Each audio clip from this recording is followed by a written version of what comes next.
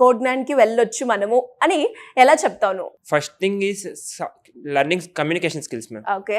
మనకి at a time multiple subjects నేర్చుకోవడం వల్ల మనం మేనేజింగ్ స్కిల్స్ అనేవి ఈజీగా వస్తాయి. ఇక్కడికి రావగానే మనకి ముందు సాఫ్ట్ స్కిల్స్తో స్టార్ట్ చేయడం వల్ల ఫస్ట్ డ్రాబ్యాక్ అనేది మనం ఓవర్కమ్ చేస్తాం.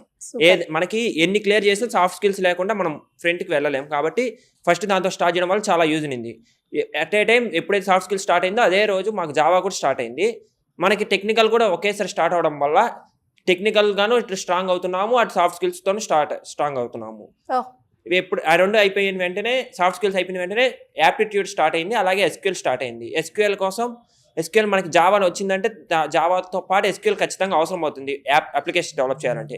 ఆ ఎస్క్యూఎల్ కూడా స్టార్ట్ అయ్యింది, అలాగే యాప్టిట్యూడ్ కూడా జరుగుతుంది ప్రజెంట్. రెండు ప్యారలల్గా వెళ్ళడం వల్ల అన్నీ మనకి కోర్స్ కంప్లీట్ అయ్యే లోపల క్లియర్ సబ్జెక్ట్ అనేది వస్తుంది.